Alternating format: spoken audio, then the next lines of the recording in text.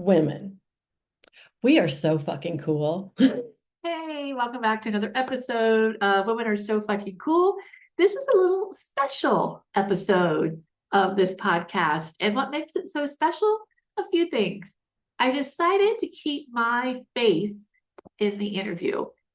Nancy and I ended up having this amazing conversation. And as I was editing it, trying to think if I could shorten it to under 30 minutes, but I was like, I'm going to share this because Nance Schick is a fucking cool woman and she had some amazing things to say.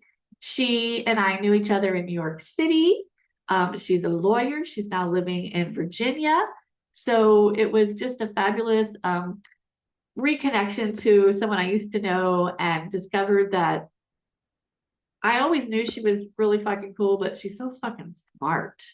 And as a mediation lawyer, it was just fascinating to have some of those conversations because it was so relevant about what's happening today. There's so much conflict going on, right? So we need a lot of mediators. Yeah.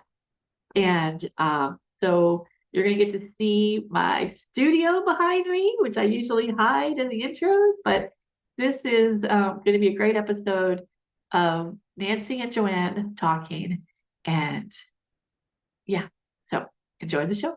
Yeah, so Nancy and I have known each other for many years, and I'm very interested and curious to hear her definition of a fucking cool woman. Do you want to hear it now? I want to hear it now. Tell us. No, suspense. Yeah. So I think for me, what a fucking cool woman is, it's a person who basically lifts other people up, right? Somebody who challenges us to think a little differently about some things and is always looking for somebody that's struggling. But there's also this like balance in there that I feel like I need to say, because for me, I also recognize that there's a fine line between empowering and enabling. And I've had a lot of addicts in my life. So I've definitely had some training around that. And so I think that's another big part of it, is it's someone who is constantly working on themselves so that they're making sure that the contribution that they have in the world is of greatest value. So I think it's a lot of things that come in to rising to the level of a fucking cool woman, right? It's not like there are a lot of cool people out there in the world, right? Some of them are women or identify as women, some of them don't, but they're still fucking cool, right? So I think it's multi-layered for me, but that's how I see almost everything in the world. So that doesn't surprise me that that would be my answer, and probably does not surprise you. No, but I think you're right. I think there are multi layers, you know. We're human. And I think as a FCW, that's somebody who recognizes these layers and is willing to, acknowledge, the good and the bad, but moving forward.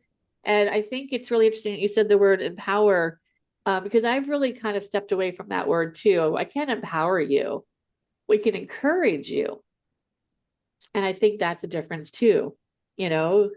Yeah, although I think the way that I understand in power is, I'm not giving you the power.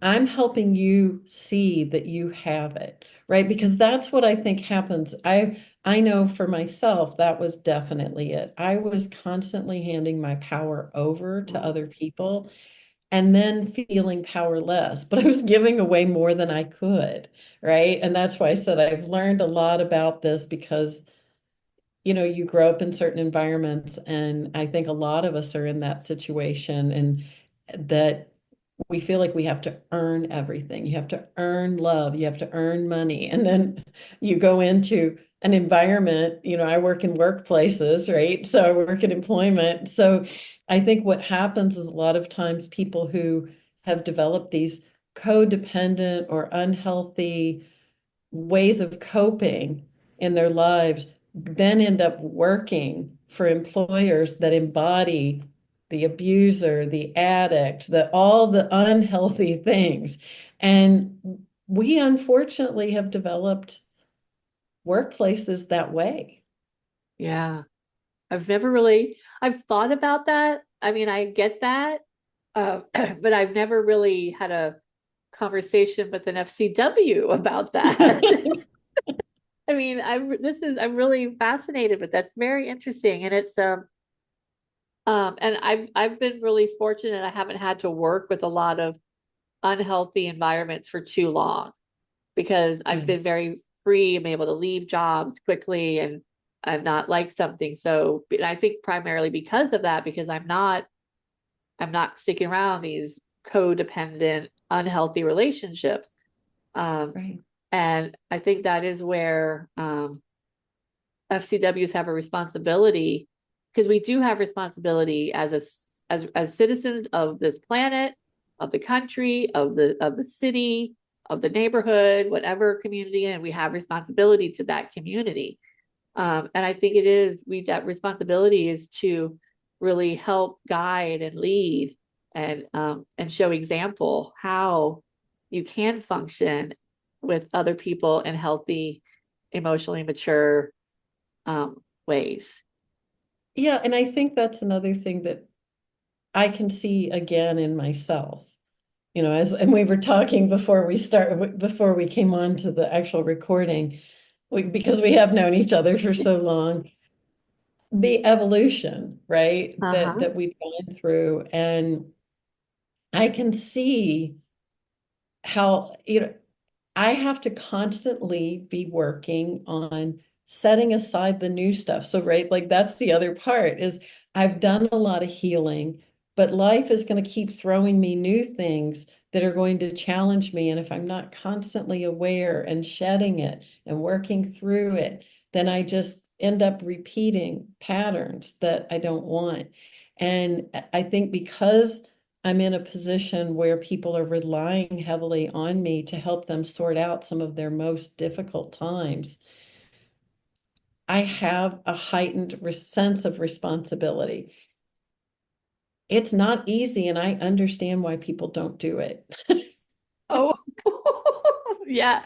Oh, But I also understand that once you get past that, once you push through and realize you're not going to fall apart and be in a puddle on the floor for the rest of your life, you might do that for an hour here and there, but that's part of everything else. You just let it flow through you. And part of the problem is that we shove it down. We don't deal with it until it's so big that it explodes. Right. yeah. So I've learned all of this, and at this point, I do feel this deep sense of responsibility. I'm also aware that I have privileges as a white woman in America at this time, right? I've been given opportunities. I've worked my butt off for a lot of them too. So I'm aware that I'm here to use what I have. It doesn't mean I'm going to save the world. That's not right. I can't change the past. But what I can do is look in my corner of the world and where I can make an impact. Yeah. Yeah. And that's what most FCWs do. Yes, exactly. We were just on a call last night, and one of the one that was talking about she realized when she started thinking about her what her life purpose or her life that's her design, and she wanted to find financial security, but she realized once she started making money or understanding her finances better, that wasn't the reason she wanted to do the work that she was doing. She wanted to create a legacy to show people how others can take that ownership over their finances as well. And it's not something you have to, you know, believe all the lies that they've told us about money and debt and all that other stuff. So Yeah. yeah, we're really I say this a lot. I love that we're disrupting the system. You know, we're changing how we're aging, we're changing how we are in relationships, we're changing how the jobs we're doing and how we're doing those jobs. Um, Right. in the careers that we're doing, they may have been traditional male jobs, and now, you know, women are taking them and making a balance because we were talking about that too, you know, how important it is to have a balance of the masculine and the feminine Yeah. and all the work that we do. Yeah. And I think that's something else that we're seeing some pushback around it, right? Because it feels so foreign, it feels threatening. And every society has gone through this, right? When there's major change, it's scary for the people that have been in power.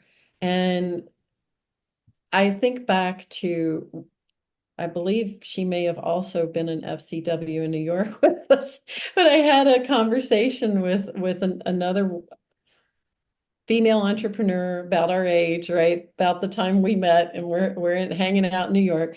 And we were talking about like the resistance to people having money, to right, to more people having, an equitable share of all the good. And it's like, I remember that was the first time I had heard equality and fairness. It's not pie, right? And I think, and so that has stuck with me. It's like, and look, even if it were pie, you can make more pie. Yes. Yes.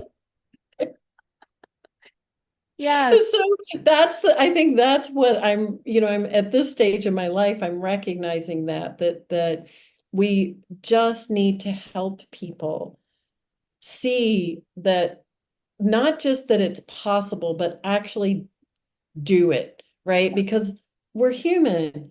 We don't have great imaginations. Like some of us really don't. I mean, and probably even those of us like you that are creative, you have moments and spaces in your life where you need it to be black and white. You need it to be simple. You need a process. So, that's one of the things I work on with people is developing blueprints, plans, processes for moving through conflict. And it doesn't matter what my opinion is of what you're doing, right? Now, obviously, I'm not going to advise you to do something that's harmful to another human being or ideally to anything, right? To the environment or anything else. But ultimately, it's about you figuring out what works for you. It's why I said, we work in our little communities. And that's where, this, I work in the DEI space, which, oh, right. We're DI It's here. ridiculous. I'm doing a whole series, a webinar series on that, so that we don't have to approach that particularly. But I think that one of the things even there is recognizing that it can be done and it needs to be done. We also have the legal issues around that. And it's not what people think, but they get so mixed up because they can't even fathom, which also is a big indicator, right? If you can't even fathom what it looks like when women are empowered and people of color are empowered, then isn't that exact evidence that it doesn't exist yet? Right? Yeah. Yeah, exactly. Yeah. You have to be able to see it to have it. You have to be able to Right, see because it. and so that's what and we have to do it at these little levels because I can't change what happened 400 years ago, but I can change what happens today Yeah. and lay a foundation that is most likely to produce results that we would prefer to see. Because Yeah. I do think that the more I talk to people of all walks of life, we really are still looking for the same things. It's just the amygdala, right, gets triggered, and that's where we can't imagine it being any other way. And so having a plan, Yeah. executing that plan in small ways, right? Not necessarily with complete safety, right? But different people have different, just like in investing, you have different risk tolerance. So Yeah. it's the same thing whether you're an activist, an artist, whatever you are, everybody has a different risk tolerance. And then that risk tolerance might apply differently in different places. So we work with all of that. And it's fine. You're just human. Right. Right. Work with what you have. Yeah, definitely. Start with where Yeah. you are for sure. And it's true. We all have different, a lot of people say, "Oh, you're so courageous." And I'm like, I feel like I'm a big old scaredy cat sometimes, like, Right, because probably for you, a lot of the choices that you've made seemed like the safest one for you at the time. Right. I see that for myself. Like starting my law practice, people would say, wow, that was so courageous. You just like left your job and started a law practice. And I was like, I didn't really see it happening that way, but at the moment that I left the job, that seemed certain, right? And it seemed like the safest way to get myself out of a situation that I wasn't, I wasn't sure was healthy. Mhm. A lot of other things. I won't go into it because it's a long time ago. Right. But I didn't see that as being courageous. If anything, I kept beating myself up for not sticking it out and turning everything around where I was. That to me seemed like a more courageous thing to do. And so I think that's always interesting too, is remembering that where you're looking from and where I'm looking from are very different. Yeah. Yeah. And nothing, we shouldn't be judging anything. You shouldn't be judging it, you know? It's, Yeah. yeah, make these choices and trust yourself. Trust yourself. Yeah. And just keep looking for solutions. That's the Oh, other part of it, right? Is that so much of my work is about helping people let go of the focus on what happened and who's to blame, because yes, sometimes you need to still address that. I yeah. absolutely don't want to, I don't want to give people permission to treat each other poorly. That's not what we're talking about.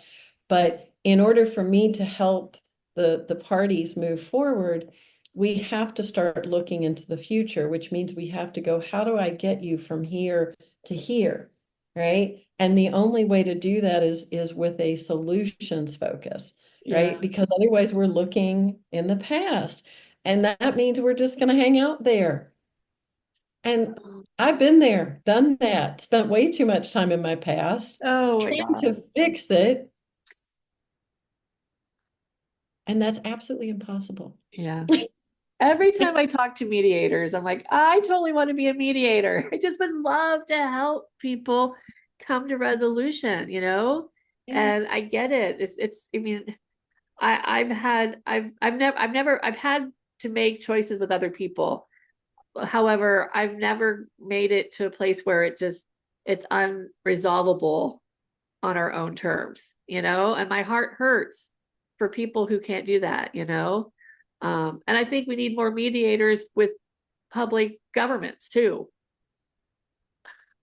You were preaching to the choir there, because as you're saying that, I was like, that's one of the things I often tell people is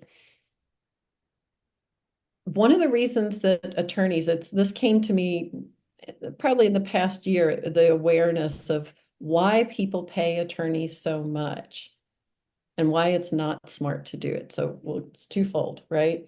So the main reason that people will pay attorneys a lot, especially trial attorneys, litigators, right, is they're paying to try to force the other person to do something they couldn't get them to do.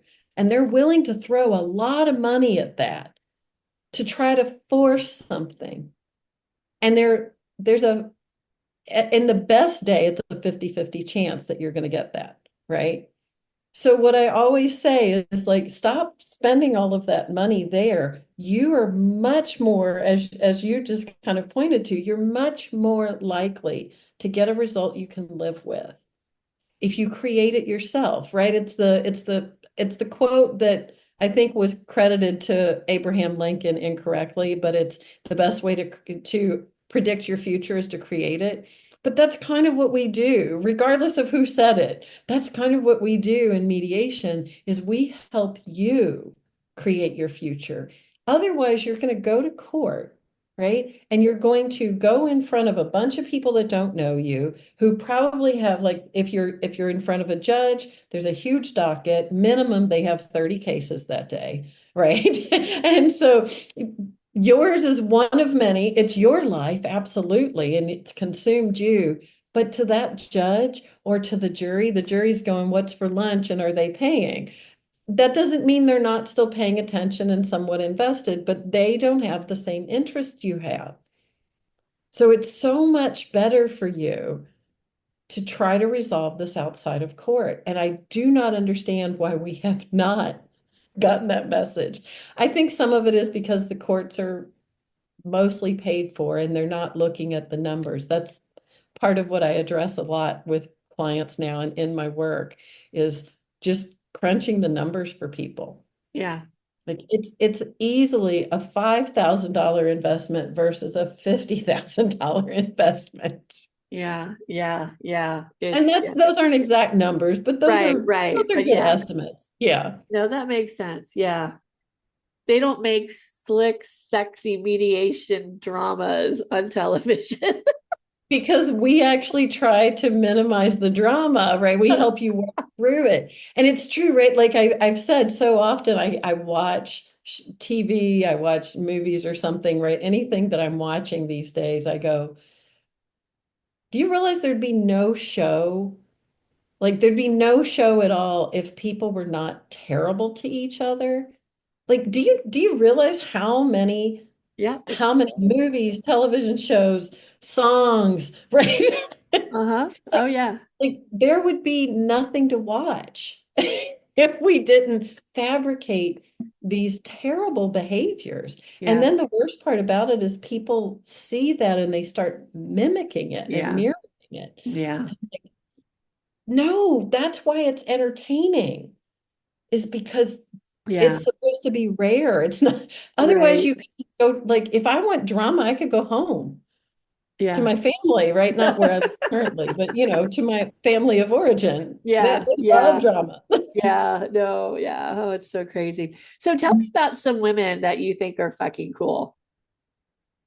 Wow, there's so many. I met with two of them, interestingly, earlier today. I think, again, these are women who, for me, they embrace change, right? So these are two women that I just met here locally. And, you know, on the surface, they look like just average people, but they're in their communities, they're making a difference. One is a coach. She coaches cancer patients. She's a cancer survivor, and she coaches them on things like mindset while you're going through your treatment, keeping your energy up with the right types of eating and getting some exercise.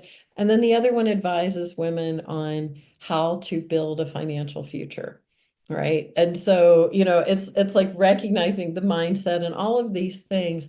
But I could also look at women that I've gone and heard. Like I had the enormous pleasure of being at a conference last fall and got to hear Kimberly Crenshaw speak. Now, she is one of the founders of CRT, right? Critical race theory. Mhm. And she will explain it to you that like it's not what it's been made out to be. It's a legal theory. It's a theory. It's a concept that we're exploring as we're looking for solutions, right? And so I think she's amazing. I think you're amazing. I wouldn't be here, right? I've seen other FCWs. I I'm amazed since you and I have reconnected to FCW over the years, how many people I could go, wait, I met that person through FCW, or I learned about that issue through FCW. So I could go on, right, with all the amazing women that I'm constantly meeting. Yeah. And that's both people who were born female, right, or Yep. identified as female, right, and now choose to be women. I meet people. Uh, I always say if you identify as a fucking cool woman, you are a fucking cool woman, Right. because I'm pro-choice. That's bottom line. We have to choose what we know we have to choose. Yeah. So Yeah. And I'm still trying to figure out what man and woman mean. interesting. Yeah.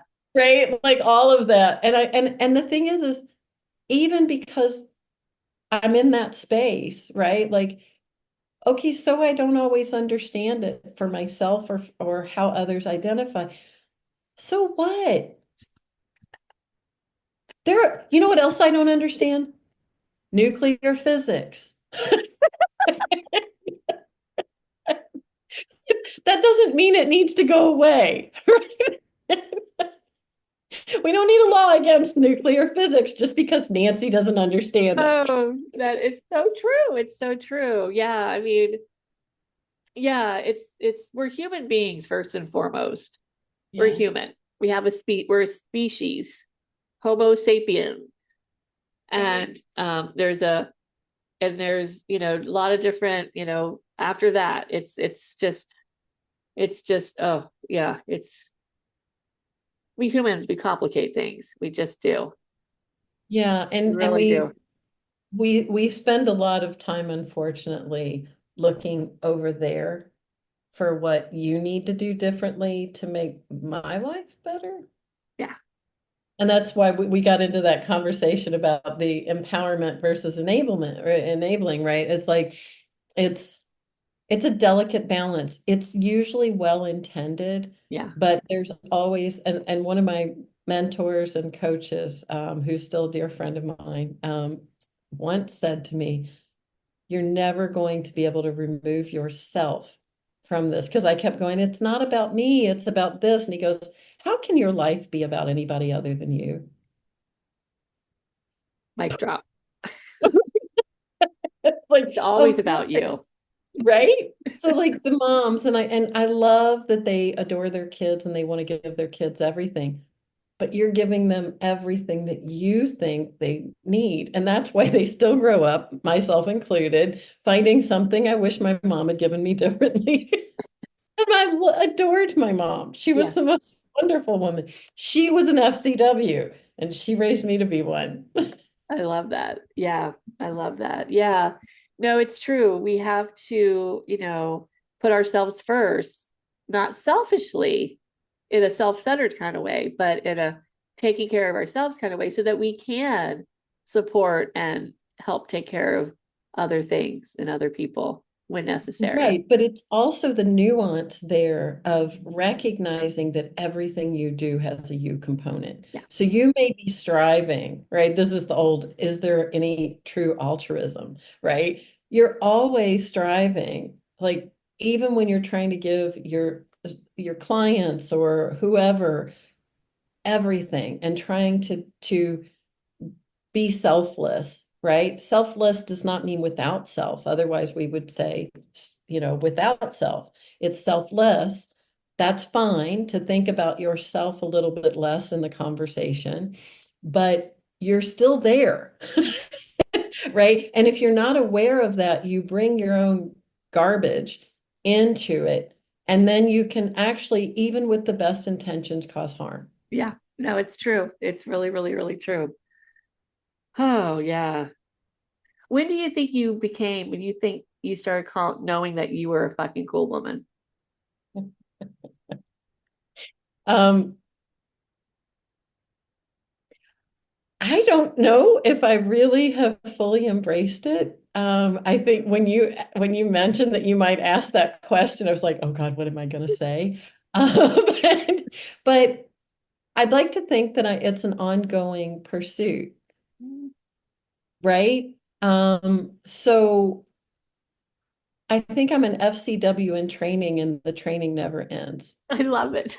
Good Right? answer.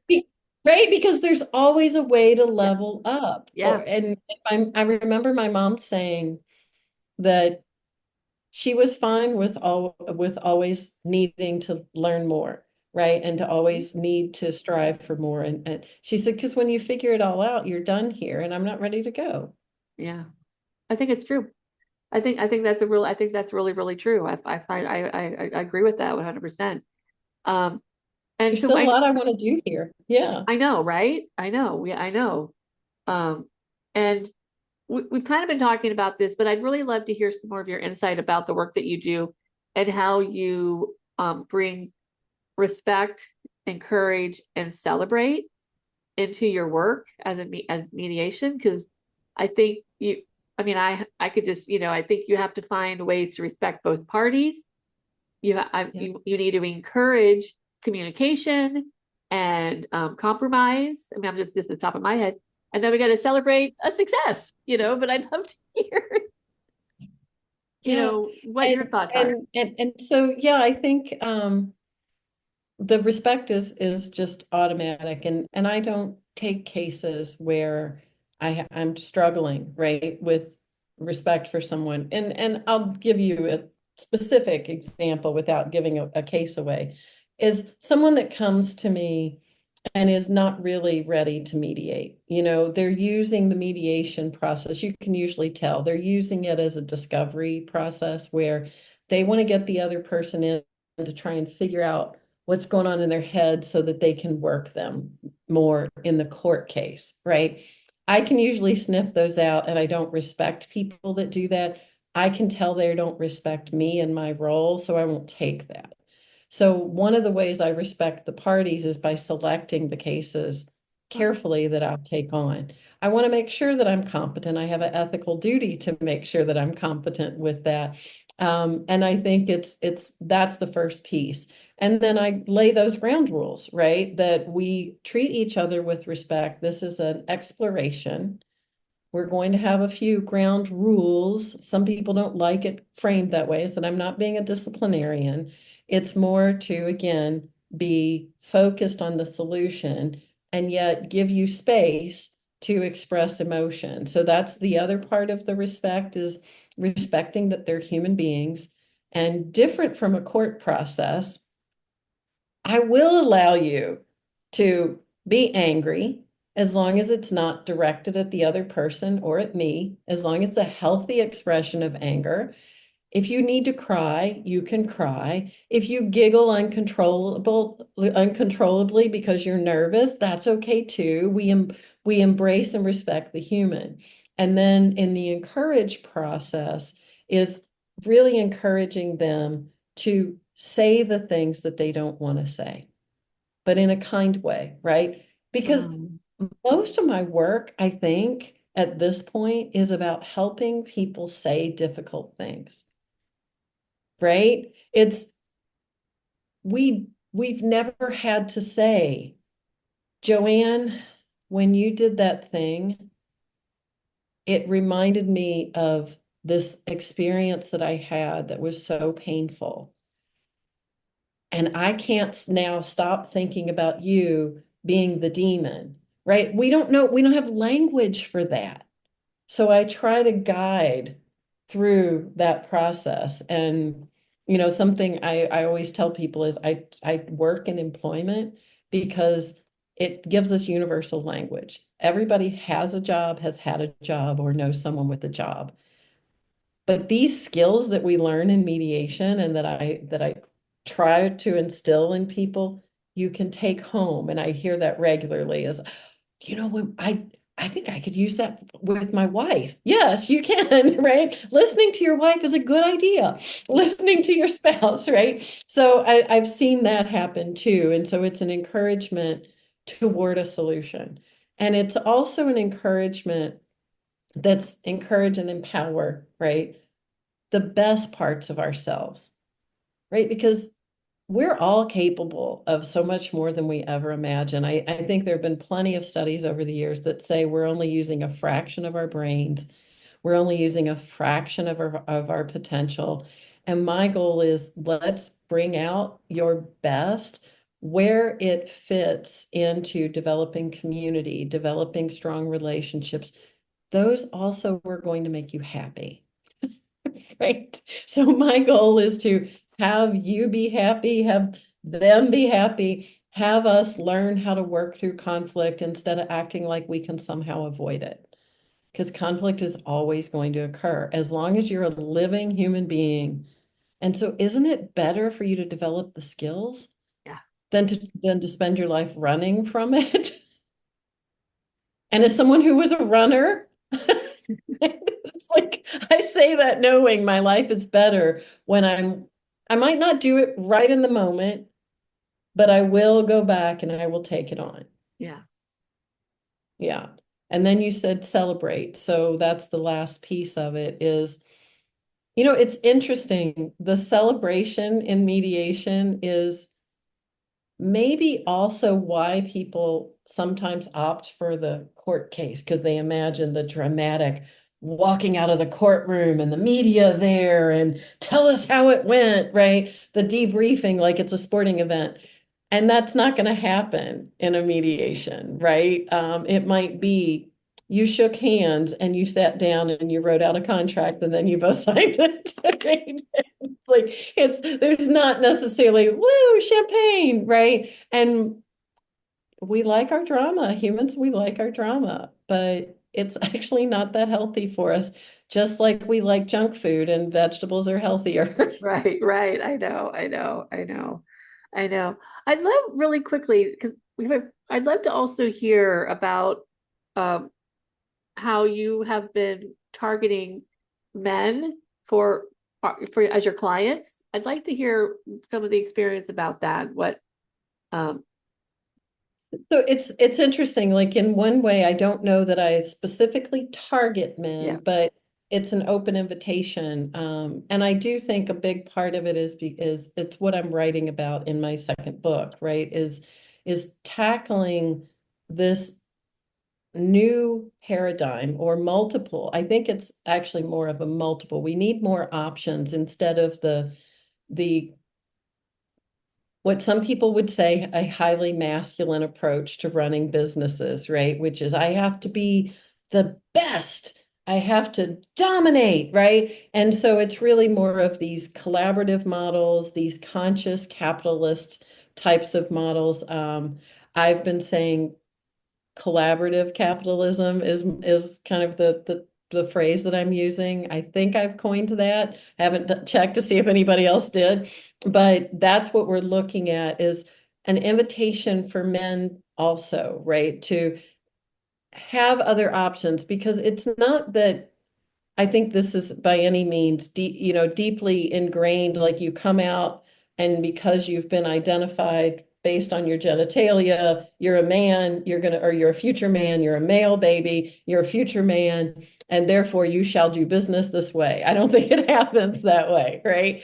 And I think a lot of it is that we just don't know other ways because if you go to I won't name organizations because I don't want to defame anybody. I don't want to make anybody feel bad. But typically, the organizations that help small businesses follow the model that is the one that, right? Like, so it's like we're just perpetuating the system. And there was a book I read years ago called Big Enough Company.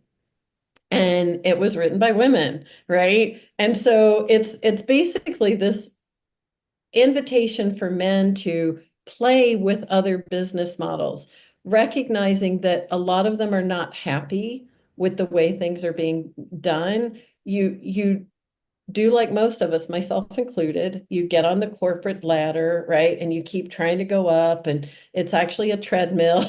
Right? And you're getting some exercise, but you're not going anywhere, right? And so, I think a lot of people get to a certain degree or a certain level in their career, certain age, something happens, they get sick, or, some major tragedy occurs that we don't, I want to give you an option that says you don't have to wait for that, yeah, right? You don't have to wait for that to do business differently. And it's absolutely okay for you to build a business that supports you in your life, right? And I'm not the only one, of course, that's been promoting these ideas, but we don't have good models to follow. And so that's where I think we need men who have innovative ideas. We need women who have them, and we just need maybe a mediator to help us come together to have conversations to say, there's no perfect model. And most of us are, the way I described it recently is most of us have been chasing and playing this certain game, and we're not winning, but it's not because we couldn't. It's because that's not the game we really want to play. So what I'm trying to do is invite people to give me ideas on how we create some other options and have real plans for it. And then how do we do that? Like we do everything. We can't wait for other corporations to do it. We can't wait for big corporate educational systems to do it for us. We can't wait for the government to do it for us. We have to build it ourselves. yeah.